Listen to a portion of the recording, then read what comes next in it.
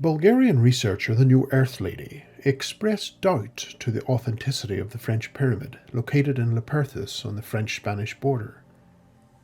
It would seem one of our contacts has finally been able to visit the location and obtained a few pictures before being approached and asked to leave the area by the authorities. Unfortunately, not enough information was obtained to finally put an end to this mystery as to its origins. She states the events surrounding the latest photos just adds to her suspicions. The modern brick monument built on top of the pyramid is already crumbling, and she states this is hardly surprising since modern building techniques is flimsy by default. Although the brick monument is crumbling, she states, the main body of the pyramid is in remarkable condition. The official story behind the pyramid's construction, it would seem, developed from excess material removed during construction of a highway at its base. But the New Earth Lady points out that if the pyramid was built just from soil, it would have lost its pyramidal appearance only after a few rainstorms. She also raised the point that as the new highway pierces through this mountainous area, why don't we see more pyramids made of excess material? This is the only one. She continues that this pyramid, she believes, is formed from a shell, but raises the strange fact that no one decided to take a photo whilst it was being built, or even any documentation describing the planning procedure that would be required in any Western country for such a construction.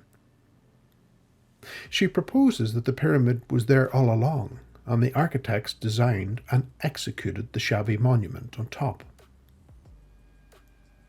Presently, she states, access is forbidden to the pyramid, and this she finds strange, since many other sites that are much more dangerous are open to the public, and many don't have guards. She does question what the site is used for, and raises concern in the design of the steps that are very steep, and if they were a modern design, we would expect to see safety equipment such as rails to help visitors climb to the top. But all this seems lacking, supporting the idea that this is actually an older site. She also asks the question that if the highway builders built the pyramid, why did they make it so steep? Surely, if they need to move the soil, making the pyramid wider at the base would have used more of the material. Questions are bound to the origins of the pyramid, but the site is not alone in the surrounding hills. She points out that there are many other ancient stoneworks in the hills surrounding the French pyramid that only add to the possible lost heritage and to this enigma. It is quite possible this pyramid may have its origins at the hands of the survivors, a highly developed culture that faced insurmountable pressures which crumbled their vast empire that spanned the northern hemisphere. However, with the guards keeping people away from the site, it will remain a mystery for the foreseeable future.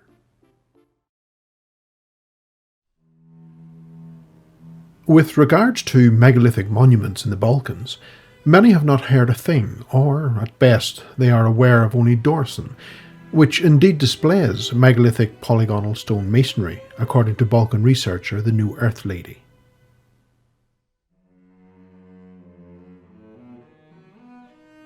Its building style is similar to those seen in Turkey, Egypt and Ethiopia, and almost identical to the megalithic style in Peru.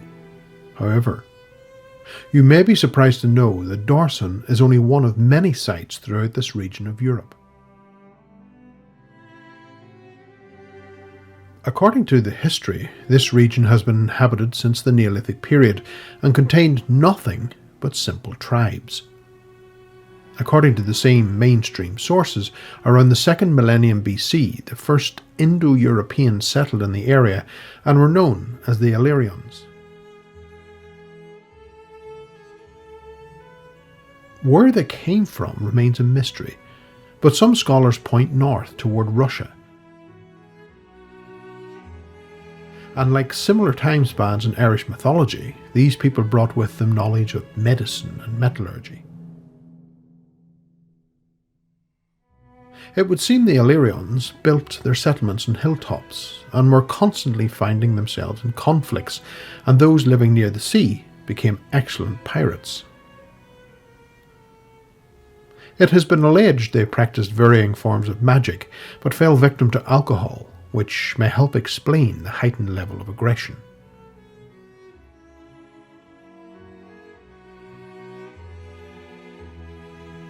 It would seem academia are insisting this type of individual were perfecting their building styles and building these types of walls in the region. This wall in Assyria is on occasions up to 7 meters high by 3 meters thick and stretches over a mile. Each block can weigh as much as 5 tons and stretch up to 2 meters long. Later extensions to the wall can be seen on the right and were allegedly built by the Romans and later by the builders in the medieval period. A similar pattern of additions can also be seen in Peru.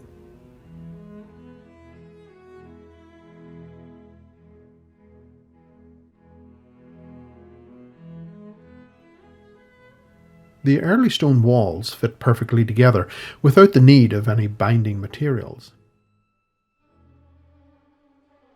And even though historians continue to suggest these were built with primitive tools, this style of building cannot be replicated by these historians using the same tools the New Earth Lady states.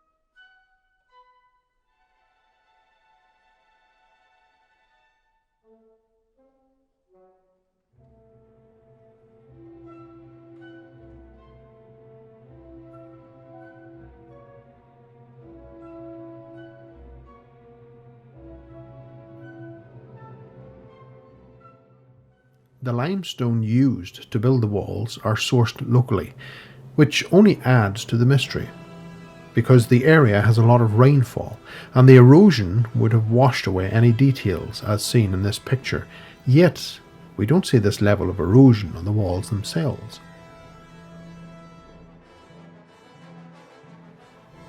Aging stone comes with its own problems, and sources suggest these are only 4,000 years old.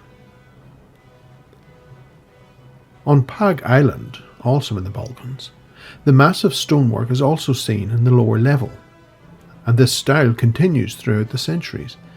For instance, if we look at the ancient church, the New Earth Lady points out, the columns used at the base are a much better quality than those used to build higher up, and the greater the reliance on building material is used, the higher up the building you go.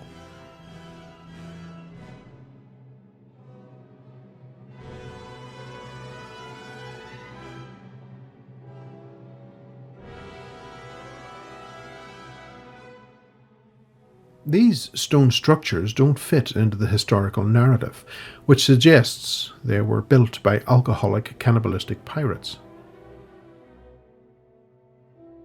To discover the actual builders, we can examine various stichi from Bosnia-Herzegovina and regions surrounding it. These stone structures have been labelled mystical and have been excluded from historical documentation, she suggests.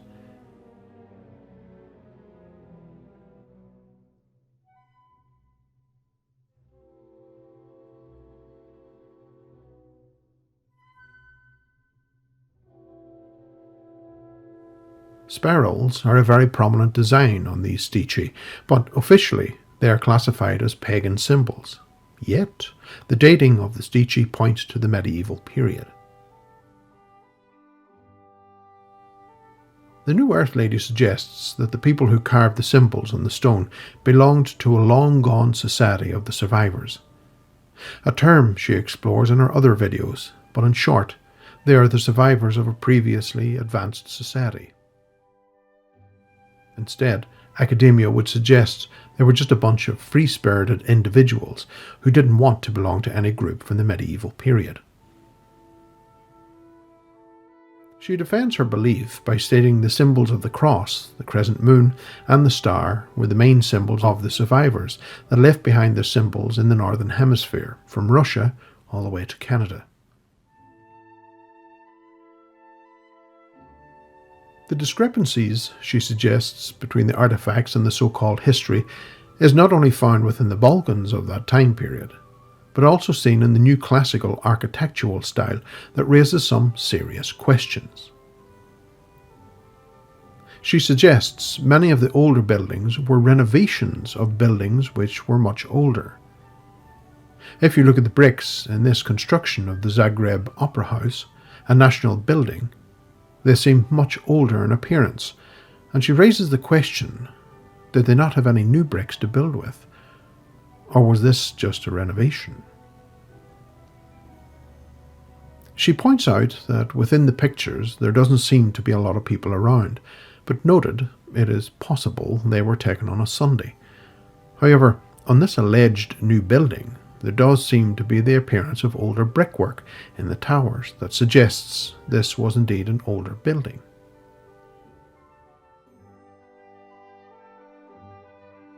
She also points out the buildings in the background weren't even built according to the records when the photo was taken.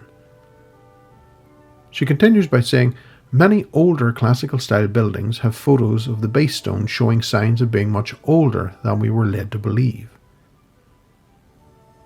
This photo, for example, is the Croatian Archives building, and the photo was taken showing its alleged construction. But the New Earth Lady points out the bricks look older, and there seems to be watermarks on various levels of the brick.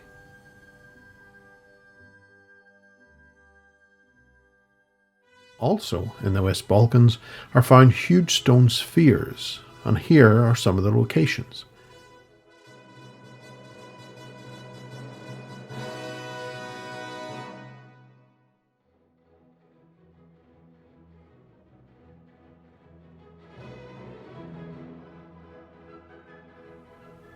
They are very interesting, and many look like a natural formation, whilst others look as if they have been cast, she believes. The Bosnian sphere, she suggests, have been man-made, although they are not protected by the law under historical monuments, as some suggest running water created the sphere, yet we don't see them being made naturally today.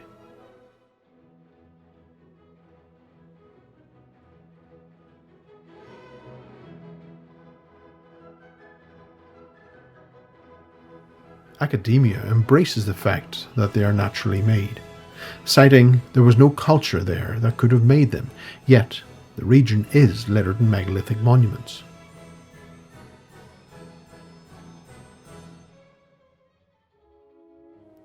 Due to being neglected, abandoned by the law, many have been destroyed by treasure hunters believing them to contain crazy riches, which in fact they contain nothing but stone. The New Earth Lady believes these are very interesting artifacts and are not given the attention they dutifully deserve.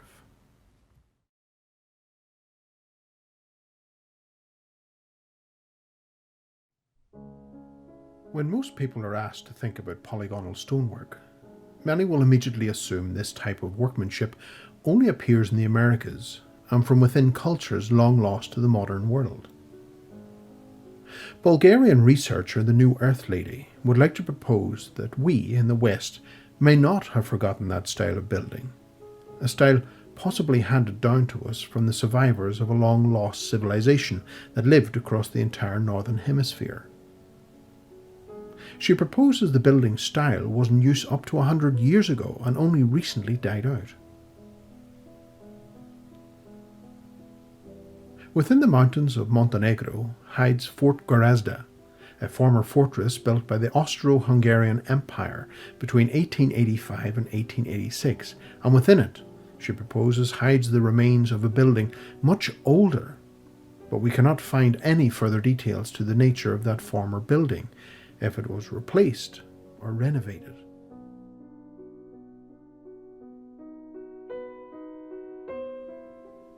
The New Earth Lady states that the historical information suggests the fortress was built by the military in a hurry as they attempted to quash riots that were happening throughout the region, and yet, she states, they managed to build a fortress like a piece of artwork on a canvas.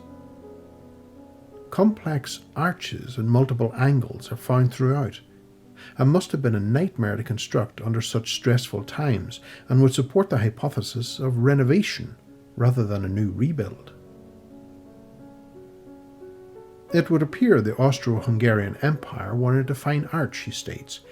Even the ceiling heights of 6 meters in these corridors each display polygonal masonry, each stone being carefully carved and matched. The entire complex is 3 stories high, but is built inside a pit in the hillside with only the rooftop visible. There are suggestions, however, of other levels which drop into the hillside, but that cannot be confirmed. They even took a remarkable amount of time working on the stone ceilings. Each stone being somewhere in the region of 30 centimeters long, it would have been a laborious task, to say the least. The building has been designed to maximize its position using cannon fire. Large open chambers once held massive cannons would have produced a blast wave that could have destroyed the building had it not been for these smaller outlets and blast walls that released the pressure to the outside immediately after the cannon was fired. Other walls had smaller gun ports for small arms fire, and all these designs were hastily constructed and would seem impossible by today's standards. Today, the fortress remains abandoned, and after all these years is still in excellent condition. The design of the building is puzzling though in places. Take these windows on the upper floors. They are almost like hotel windows found at a resort, the New Earth Lady suggests. Not the type of design one would think with rioters beating on your front door. But in this image we can see a difference in the stonework. The earlier stone is far superior to the latter stone displayed to the top left. Also, it is worth noting the blocked window displaying the striking contrast in stonework quality to that of the original stone builders.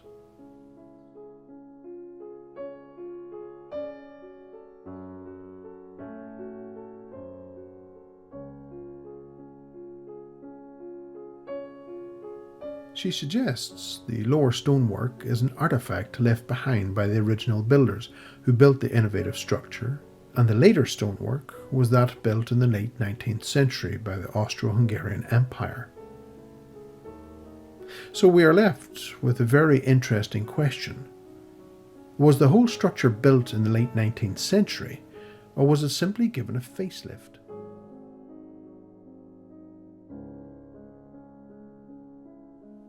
The New Earth Lady is left with more questions than answers, but she has a few suggestions to the origins of the entire complex. The quality of the stonework a few hundred years ago does not even compare to the work carried out on the building in the early 20th century that utilised cement and rough stone. The earlier stonework may indeed support the theory of a remarkably built structure that existed before the Empire's repurposing of the building. It would seem in ways we have lost our connections to the techniques, yet we have gained so much when we look at our modern cities. But if left to the weather, you can be guaranteed this fortress will outlast any skyscraper. Bulgarian researcher, the New Earth Lady, explains there are no signs or any clues to make one think that this ordinary-looking hole in Crimea could be the entrance to an exceptionally important stone quarry that displays evidence of rock cutting using a technology unknown to us in present day.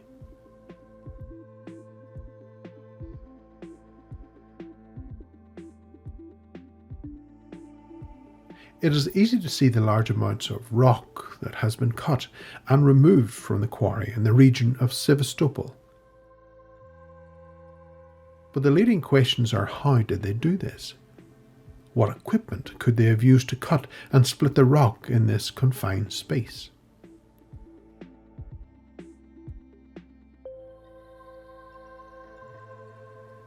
In the modern sense, we use huge stone cutting machines to cut the various rock types, but they all leave behind tool marks. A researcher, Vladimir Shilya-Pinnikov, visits the modern stone quarry in the same area as the ancient site and shows us that modern machinery can leave grooves in the stone up to 12 centimeters wide. The machines of the modern world are vulgar in comparison to the types possibly used in the ancient times. If seen today, they almost resemble large metal monsters with teeth that could devour an entire city.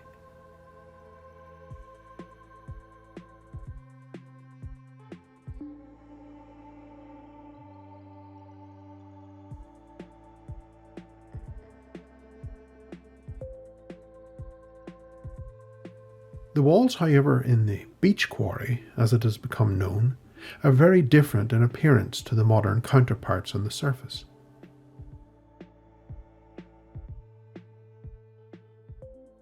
The width of the cutting are only a few millimeters thick, with some of the cuts extending over 2 meters long.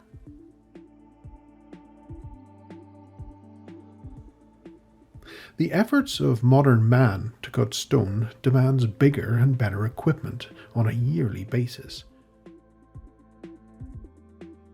But the majority of modern equipment all leave behind telltale marks on the remaining rock surface, and the size of the equipment could easily fill the ground floor of a family home. So squeezing it into a small hole in the ground seems a stretch of any imagination.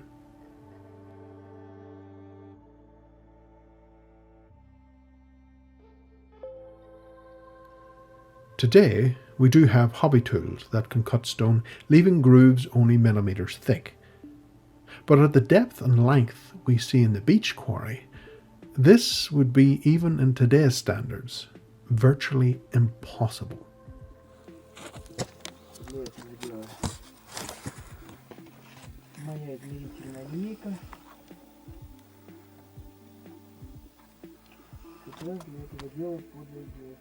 When checking the depth of the cuts, it clearly shows their uneven nature, possibly indicating that these were not cut by a device we could relate to in the modern sense, as the depths change constantly and quickly.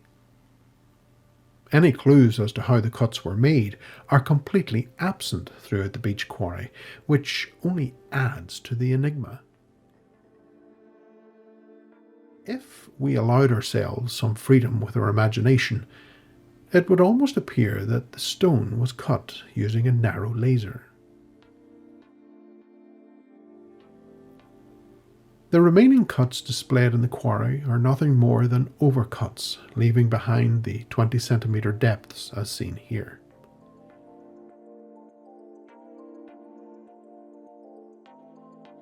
The stone cut from this location, for example, was measured at an approximate metre tall and more than a metre wide, and one has to wonder what they were doing with the stone at the time. The height cannot be truly measured because of the rubble cast on the floor, a byproduct left behind by the quarrying. When we return to the surface and examine the modern style quarry, it is quite amazing to see how primitive the new workings seem against those seen in the beach quarry. On first appearance, you could mistake the modern quarry as a Georgian manor house with a huge tunnel leading to a courtyard.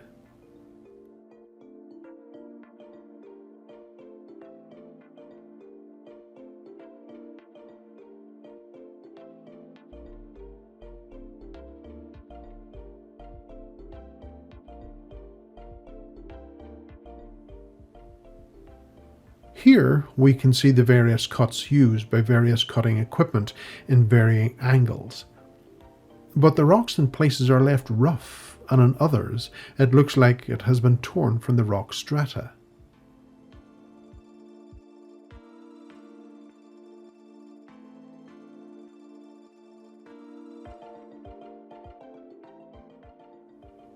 Some Scholars taught that at the time period of the beach quarry, it was an early frontier.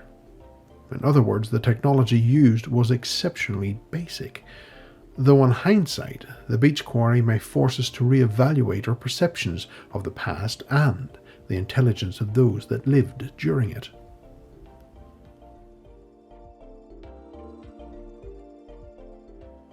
Bats are the only company in the beach quarry these days, and even they, I suspect, would have great problems finding any signs of transport mechanisms to carry the cut rock to the surface.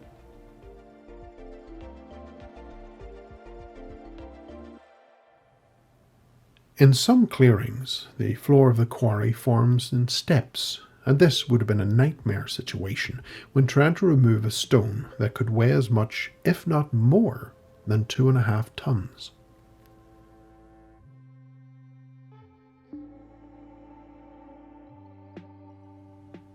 There have been claims from various researchers that stone, such as those used in the Great Pyramids of Egypt, were moved using particular frequencies that caused the stone to levitate.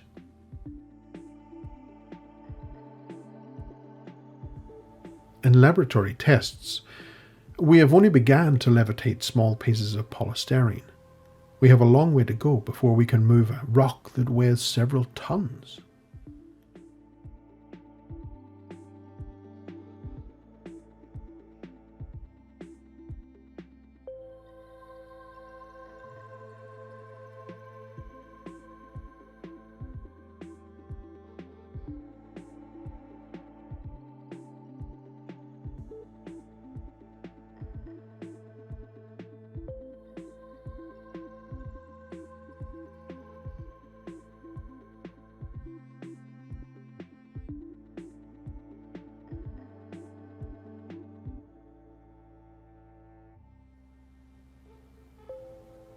In relative comfort, some would tend to listen and follow the academic writings that suggest the rocks were moved using slave labour and cut with basic tools.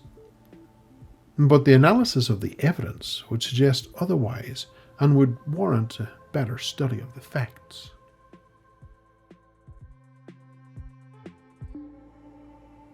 The beach quarry is a true enigma. Outside, there are no remaining clues to any industrial setup. In the modern sense, if a quarry was abandoned, we would expect to see some trace of its former use. Instead, all we have is a hole in the ground near the edge of a field beside the beach. We could postulate on the age of the cave, but if we refer to our bat friends again, these colonies just don't appear, but rather develop over time, and this is a huge colony, giving credence to the fact of the quarry's age and it having been abandoned for a very long time. The quarry may have been rediscovered in the 1940s, as there are prolific amounts of graffiti throughout its walls and up to the modern period. There is also evidence on the lower walls of water damage, indicating that the quarry may have contained water for a period, either through a raising water table or possibly through raised sea levels, adding to the quarry's enigma.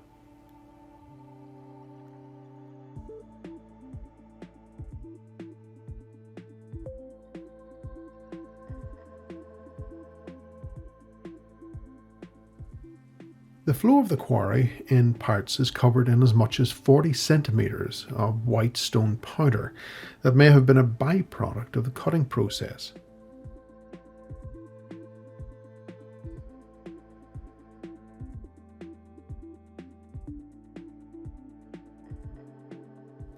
On the surface, there are other areas that may have been part of an ancient quarrying project identical to those seen in the beach quarry. The rock surface displays clear signs of erosion, but the sizes of the stone removed are of megalithic proportions and show the same style of cutting techniques as those seen underground. We can only wonder why they just didn't take all of the stone necessary for the building projects from the surface. Instead, it would seem they needed the same stone from both above ground and below it. This site also displays graffiti from the 1940s, and just as we saw underground, there are no signs of how they removed the large stones that were mysteriously cut.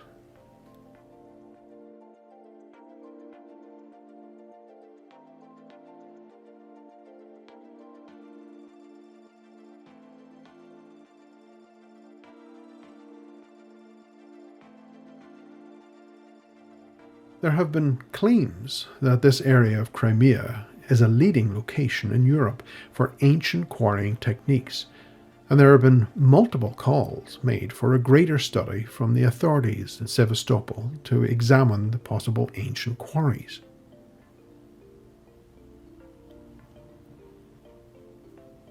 It would seem other ancient peoples may have come through the region and have also left their mark in the area.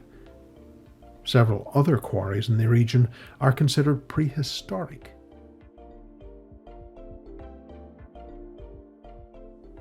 Large rock surfaces have been removed, and no record of any quarry exists in those areas.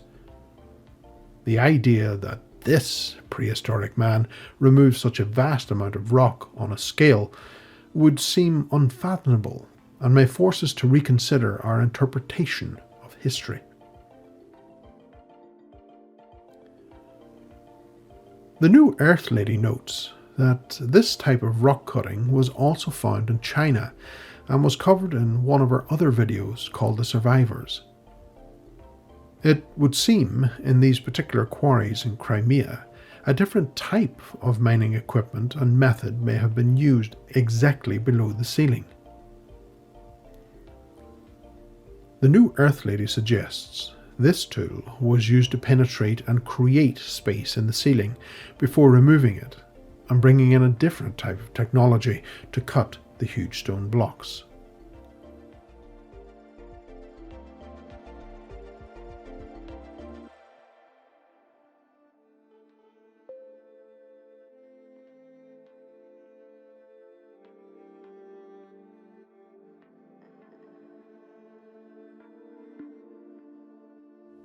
On the opposing valley wall, she believes the stoneworks visible there possibly show yet another different style of stone cutting and civilization that may have been removing tons of rock from the walls of the valley.